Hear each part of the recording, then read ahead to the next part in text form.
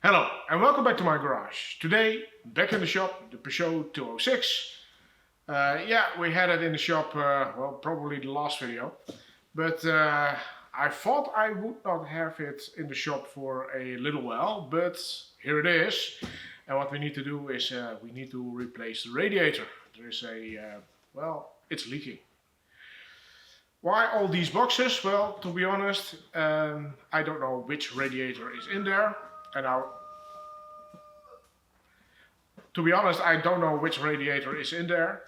So I bought all four that's possible with this configuration. Yeah, I know it's a little bit of a lazy way to do it, but now I definitely do know that I have the right one at hand. So yeah, radiator in the car. It's not going to be that difficult. We don't need to remove the whole front panel. It is just 2 screws, 3 hoses. We don't even need to remove a fan or something like that, or a sensor, at least not what I have seen on it. So it's going to be not too difficult to do. So let's get started. Well, as you can see, it's dripping right now. So it's definitely a leak. Normally there will be a tap right here, but there is none. So what we need to do to empty the radiator, we're going to remove the lower hose. We have to remove it anyway, so it doesn't matter. But normally you would find here something like a spigot. To be honest, I do already think that this one is a replacement. At least this is definitely a replacement hose clamp.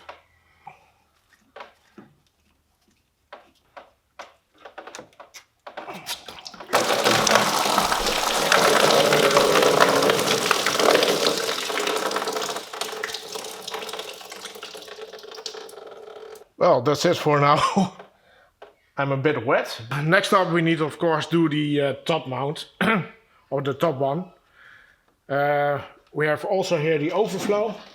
In this case it's just a pinch fitting, and then you can pry it off. Top one of course we need to screw. This looks like an original one. The bottom one definitely wasn't. We now have 2 screws at the front, and these are Torx 30.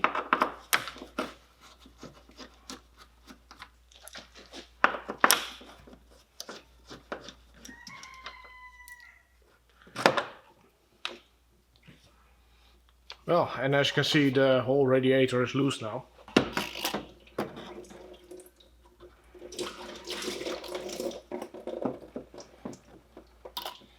And that's it. Yes?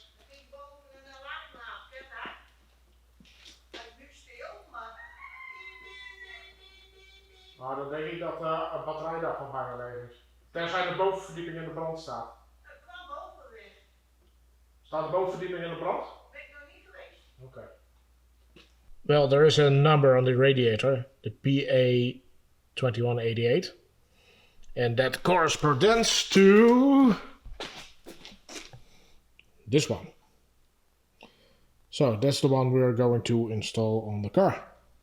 Before I'm going to unpack it all, let's compare these two.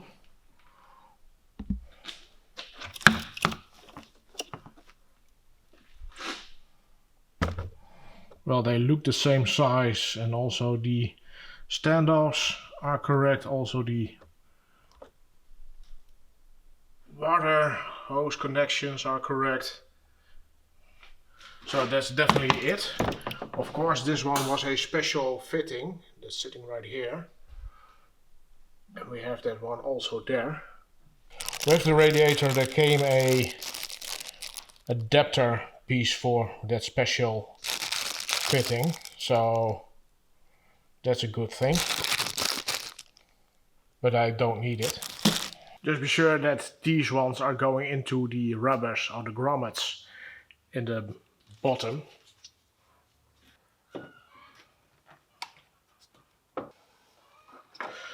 And now it's just a matter of installing these things, and of course the hoses back into its place, and then we're done. Well, we need to of course burp the system.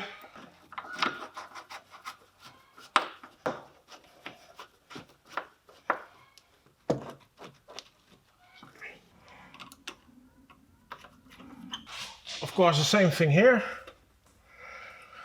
Remove the plug and, well, easier said than done. But here we do have a something like a tab, just be sure that that one is closed, and it is.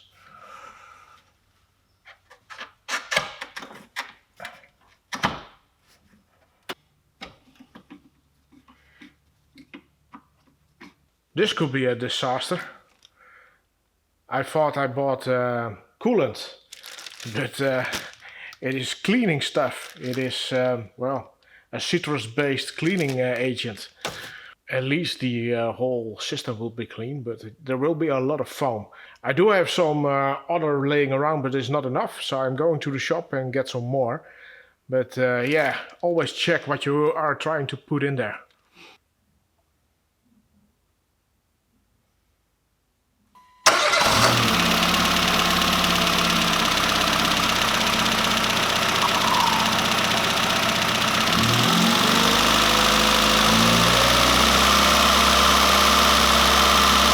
And there you have it, how to change a radiator on a Peugeot 206. Of course, you need to burp it. Burping is not that difficult. What I mostly do is be sure that it's stopped off. And of course, hold the engine to 2000 and a half RPMs, 2500 RPMs. And just let the temperature raise and wait for the drop, or when the fans kick in. Of course, be sure that the coolant is always tapped off. Most of the time what I do is also squeeze some hoses just to get the air coming through. In this case, the engine was quite easy to burp. Sometimes it's really a nightmare, but it was quite easy on this one. So yeah, this is the radiator. I do believe this isn't the original one. This is probably also an aftermarket. I could not really find where the exact leak is, but as you have seen, it's definitely leaking. The engine is now off, the radiator is now not leaking anymore, so we definitely did fix the issue. You don't need really special tools. Yeah, maybe that T30, but these French cars have a lot of these Torx bits. So you probably have some laying around. Yeah, other than that, yeah, you can do it on the side of the road without a hassle. Just be sure that you have the right radiator for your application. Like I said before, I do think that all the radiators will fit on the car, but they are definitely for some different configurations. So yeah, that's it for today's video. Hopefully you enjoyed it, or at least learned something from it. If you did, please give it a like. If you want to follow me around, you know what to do, and I will see you next time. Bye.